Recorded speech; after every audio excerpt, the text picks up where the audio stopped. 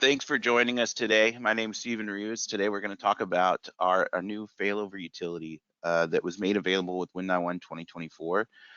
So we'll give a quick overview of that utility, then we'll do a demo and show you the configuration from start to finish, talk about the licensing requirements, and if you have any questions at the end, we can answer them then.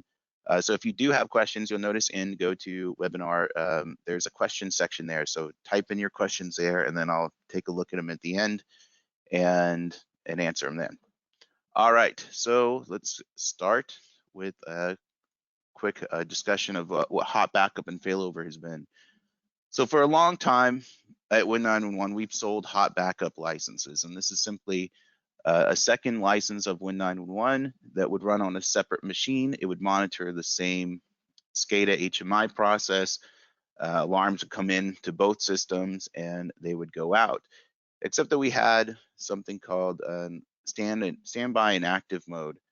When your system was in standby mode, the secondary system would still get the alarms, but it wouldn't send them out. So that avoids duplication of notification, and that's all fine and dandy. But the problem that we had and all our customers had is how do you determine when there's a problem with your primary, and how do you fail over to the secondary?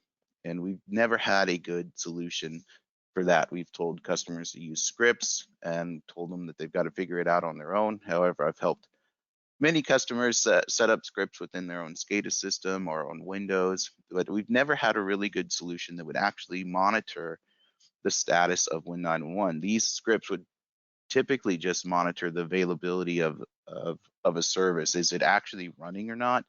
It wouldn't tell you if is your SCADA system connected or your notifier is actually working. It would just tell you, is it on or is it off? So it wasn't that smart of a failover, and the scripts were always messy. It was never fun to configure. So that's what we're here to talk about today, is our new failover utility.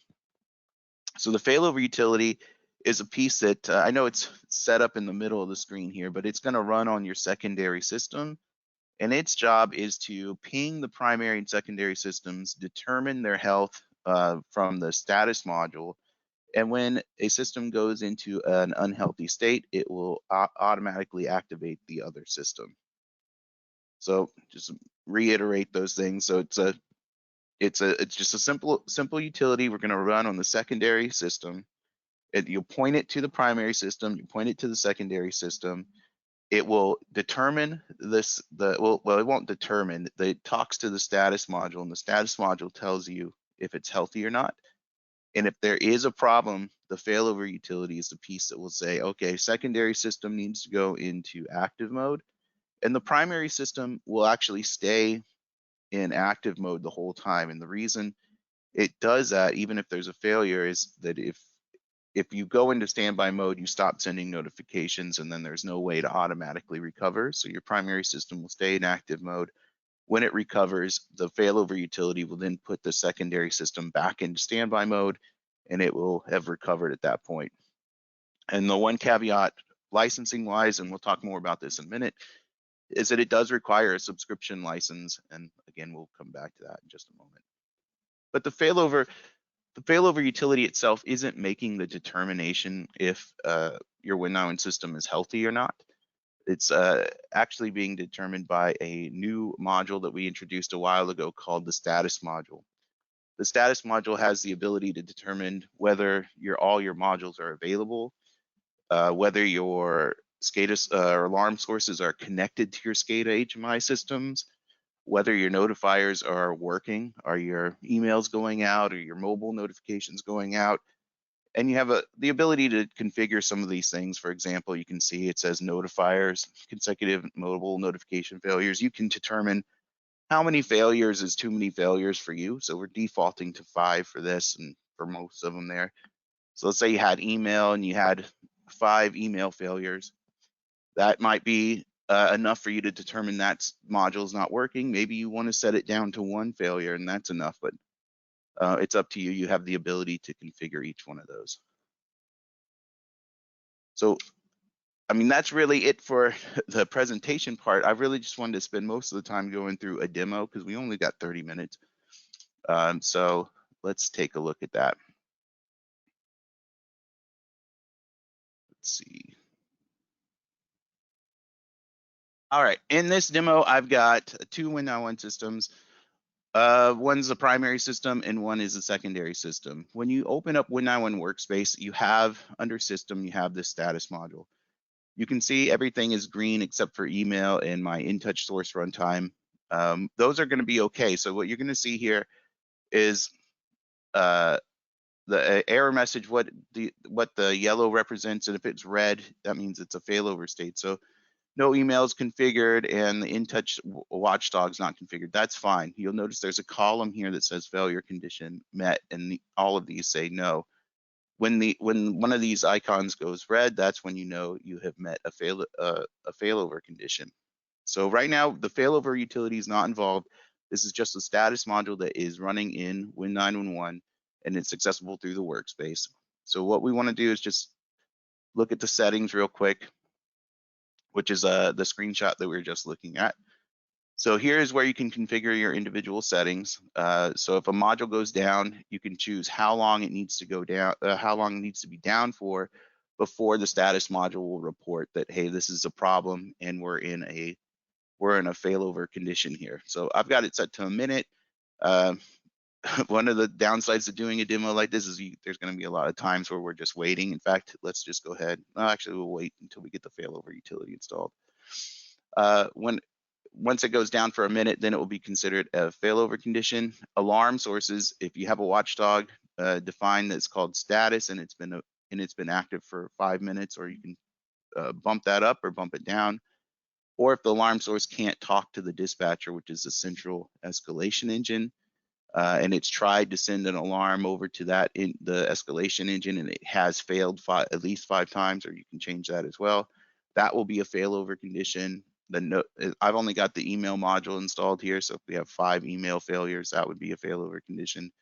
And also if the dispatcher couldn't then take an alarm from the alarm source and send it to the notifier, that could be a different failover condition. So there's all these different failover conditions that are available in the status module.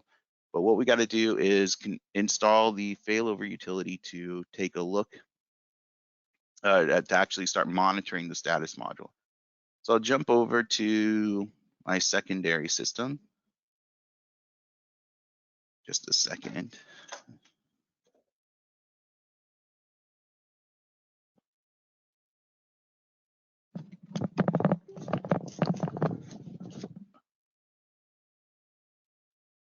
My headset was about to die. I had to plug it in. Sorry about that. All right, we're on the secondary system. I have not installed the failover utility yet. You can see Win91 is installed. It's pretty much the same exact configuration. What we want to do is come over to the installation media, Win91 2024. You'll notice in the tools folder there is an installer for Smart Failover. We'll go ahead and run that. Technically, you can run this utility anywhere you want within your network. We recommend just running it on the secondary system so it can always talk to it. If it's local to the secondary system, you're really not going to have a problem with it ever telling it to go into active mode. And so if you run it here, I think that's the best place for it. So we'll go ahead and get it installed. So like if you wanted to run this on a third machine, you could, but I think running it on the secondary machine is the best option. All right, so it's installed, and now we just want to go configure it, which is a really simple process. We just need to point this failover utility at both systems. So it comes up, there's nothing configured. We'll go into the options, go to the host, try to make this easy, and I've called both of the systems are just called primary. I can leave this one as localhost. So it's going to talk. Well, actually, you know what? I'm getting ahead of myself. Before we can actually set this up, they're not going to communicate because all Win91 communications are secured through certificates. And right now, there's no certificate trust between the secondary and the primary system. So first, before we can set this up, and we'll back out of that actually, is we need to set up that certificate trust. So what we'll do first is come over to Win911. We've got the security configuration. Run that. We also need to run it over here on the primary. So this is just so the two Win91 systems can trust each other and talk to each other. There is security configuration. Let this guy start up. All right. So we'll go over to the secondary system, and we need to trust the certificate from the primary system. So we'll just type in primary, test the connection. So now it's telling me to go to the other system, make sure that I'm getting a prompt, and I am getting a prompt from the secondary. Do I want to trust the certificate? I say yes. Then I come back over to secondary, make sure everything matches, say yes. So now these two systems can actually talk to each other. It would have failed otherwise. Let's jump back to the failover utility. We're going to configure it to look at the primary system, and we'll leave secondary system as localhost. You can type secondary too there if you want to. So automatic failover. So this is you'll want to leave this option enabled. In fact, let me go put this system. Make sure it's in standby mode. All right, so we have it set to automatic failover. So when it's going to look and determine if the primary system is unhealthy, how long do you want to wait until you activate the secondary system? We're not going to wait 5 minutes here, so we're going to bump it down to a minute. So after it's determined it's unhealthy, how long do you want the failover utility to wait until it activates? And when it recovers, how long do you want to wait for it before it switches or deactivates the secondary and lets it continue? This is a utility that runs on the machine. If you want it to start with Windows automatically, you can turn that on. There's also this option for sending a notification when the failover occurs. So I don't have email set up for this, but the way this would work is you turn this on, you add this role to any one of your notification options, and whoever wears this failover admin role, which is this guy, when you create a contact, you would assign this failover admin role to them. Then they'll receive a notification when the failover occurs. So let's test the connectivity, make sure that's working.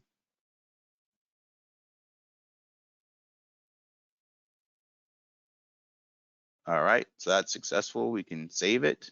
And now it's just going to show us what's going on with the two systems. So they're both healthy right now. So it's going to say it's healthy. This one's active. This one's in standby mode. So what we need to do is simulate a failover. So we'll jump over to the primary system.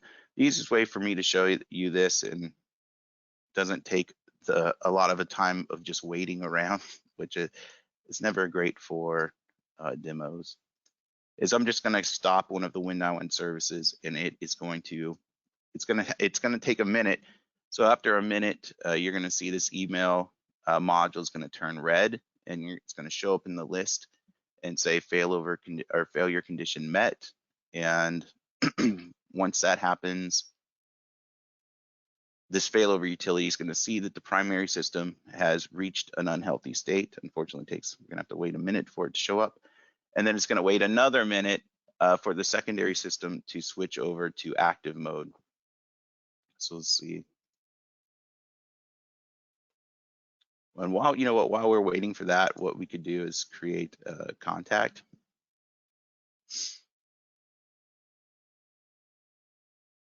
Oh, actually, that's not going to work because I just we'll create the contact over here because I just shut the service down, so it's not going to work.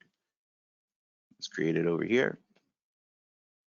Everything's still running over here.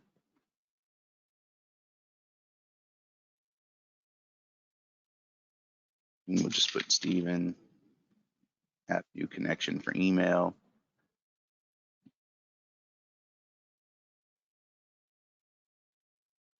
So that role I was talking about, if I wanted to, I don't have my email server set up, so we won't be able to actually see this.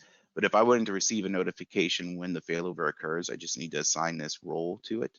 And it doesn't matter if it was email, if it's mobile, SMS, or voice, it will generate that message and tell me that the failover occurred. So if there was an admin in charge of your system, you would likely want to send that notification to them.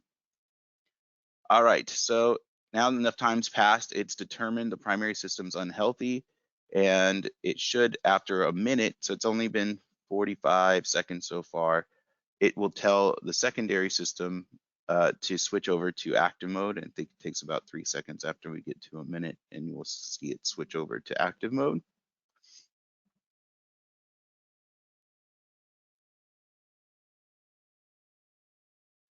We'll just update right here.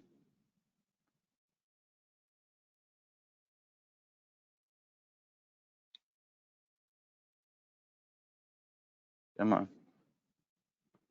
There it goes. So now the secondary systems become the active system. So now it's going to start sending notifications out if we had alarms coming in and everything going. So now secondary is active. Now again, the primary system stays active. So if there was a notification problem, we want it to keep trying to send notifications so that we would know when that notification or that notifier has recovered. Sometimes it'll recover automatically. Sometimes it'll take some manual intervention. You'll have to go to the primary system, fix something, but you won't have to change the failover utility because it will continue to monitor the primary system. And as soon as that status module says it's healthy again, then it will fail back over. So this is because I don't have that email service running. If we start it back up, and also you can see that it's going to say it's in a failed state. It's red, and it hasn't been running for at least a minute, and so that's why it's in that failover condition. So now it's turned back on. The failover condition clears. Now this system will determine that it's healthy again. It's going to take another minute. And after that additional minute, it will take the secondary system and put it back into a standby mode, and then you won't receive your duplicate notifications at that point. So, I mean, well, why that's going, I guess we'll jump back to our presentation because waiting for our timers to tick isn't that exciting.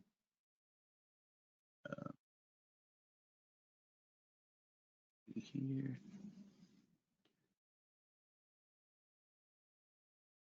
Switch back over. All right, so the licensing requirements for this. One, you have to be on Win9 2024, which is our latest release, and we have an upcoming release by the end of Q1. The failover utility is available on every license tier. It's basic, pro, and ultimate, but it has to be on a subscription. If you have the perpetual license, the failover utility will not talk to the dispatcher, and the dispatcher is the piece that controls whether it's active or standby mode. So you have to have a subscription. If you're on perpetual and you want to go to 2024, there are options for you to switch over to a subscription license.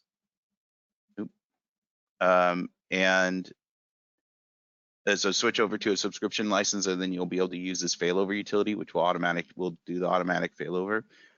So if there are any questions now, please go ahead and put them in the questions section. I don't see any at the moment, but if you have any questions about what we've just walked through, go ahead and put them in there, and we can answer those. And if there aren't, then I guess we can go in the webinar or in the workshop. You can see that now this system, after waiting, it's been 2 minutes now, it's back into standby mode. So you've got one in active, one in standby. And if it were to fail over again, you'd just go through back and forth. So I'll give it another few seconds to see if any questions pop in.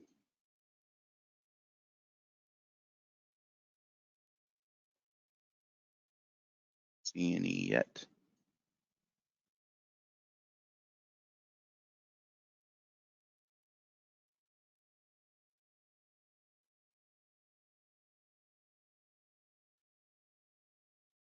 All right. Well, if there aren't any questions, then I guess we'll go ahead and end it here. And if you do have questions later on, please reach out to our sales team and let us know. All right. I appreciate it. Thank you very much.